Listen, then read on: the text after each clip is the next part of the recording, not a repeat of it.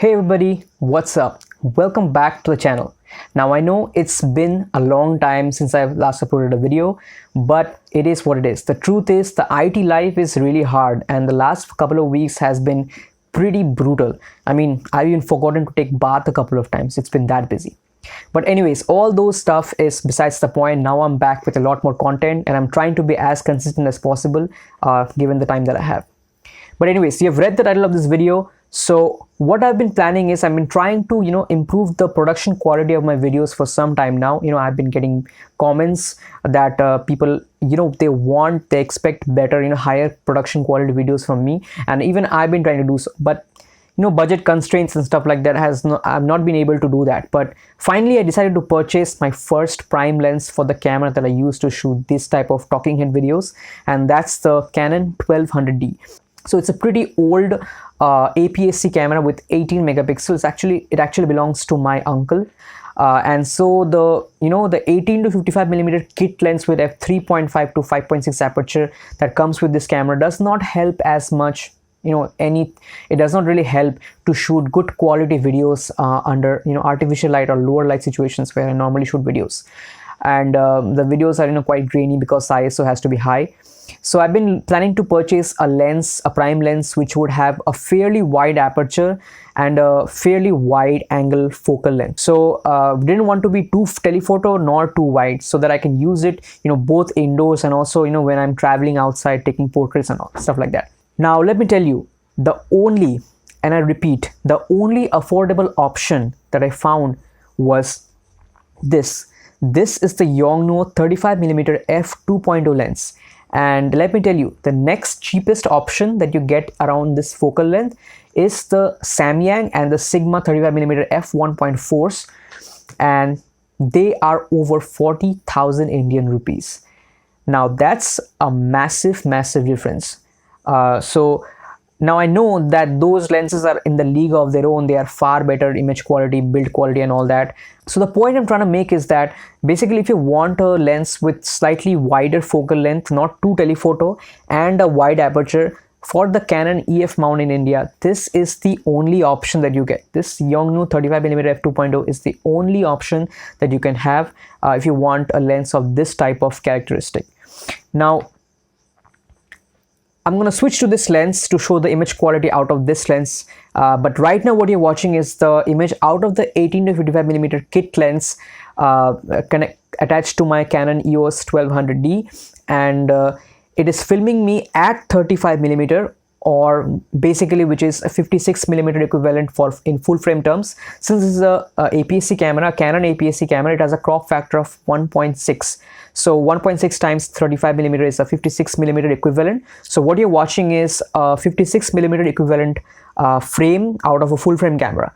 Now, and do note the video settings given down below, the shutter speed and the ISO. The ISO is very important because this particular lens, since it has a f4.5 aperture at this focal length, it is not the widest aperture. It's quite small. It's a quite tiny aperture, and so the ISO is pretty high. So let's see how everything is affected when I change to this lens. So let me just switch to this lens, and here's the image quality. And now you're looking at the image through the Yongnuo 35mm f2.0 lens.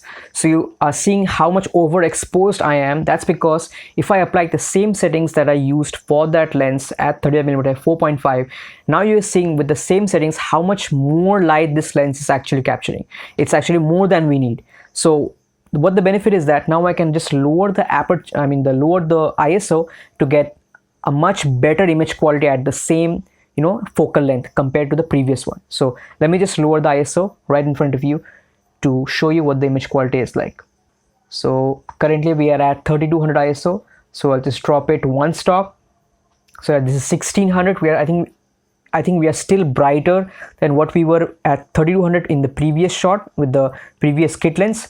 Now I think this is still overexposed. I'm going down one more stop. So right now I'm at 800 ISO, and I think this is perfect. This is the advantage of this lens. So basically at 35 millimeter at 4.5 with our previous lens, we were at ISO 3200, and right now with the Yongnuo 35 millimeter lens at f2.0, we are at 800 ISO. That's 2 stops lower, which means our image is twice as clean. And no, this is what the benefit is there. And you can also notice the shallower depth of field that I'm having. So you can see there's more bokeh or more blur in the background, so it gives us slightly an impression of a more professional production value. But yeah, so you can see this is the advantage. Now I'm going to put the image clips side by side for you to compare how the previous image looks and this image looks. You may not notice the difference in noise level, perceived noise level, because YouTube compresses the footage way too much and the noise is invisible. But yeah, this is what the advantage of this particular lens is. So a more shallow depth of field, and also it captures more than twice as much light as the previous kit lens at the same focal length. So now I'm not Christopher Frost. I'm not going to do a complete technical deep dive into this Yongnuo lens, but I'm going to show you a lot of images and not images, I would say a montage of images and videos that I shot with this particular lens and this camera on my trip to the hills, and I'll put all of them at the end of this video so that you can get a practical impression of how this lens will work and how the images out of this lens will look like when you use it for travel and do whatever you like. So yeah, wait for that till the end of the video. But before that, what I'm going to do is I'm going to list some pros and cons of this particular lens. So let me just talk about the pros and cons real quick, and after that the montage. The pros I've already mentioned, which is that it's the cheapest EF lens with a wide f2.0 aperture at 35mm. This allows for shallower depth of field and the ability to shoot under lower light situations. Now for the cons. The build quality is very mediocre, or rather poor. Even though the lens is based on a metal lens mount, the barrel is very wobbly and the focus ring is loose. Handle this lens with a lot of care. Autofocus is slow and noisy, which was expected, although it doesn't bother me as much as the Canon 1200D has terrible autofocus, so I'm perfectly used to manual focus. Lastly, average image quality, which is plenty good enough for social media but not as much for printing. It has a lot of chromatic aberration and contrasting edges, very soft in the corners, not really recommended for professional wedding shoots and all that. Although I don't think the people buying this lens are professionals.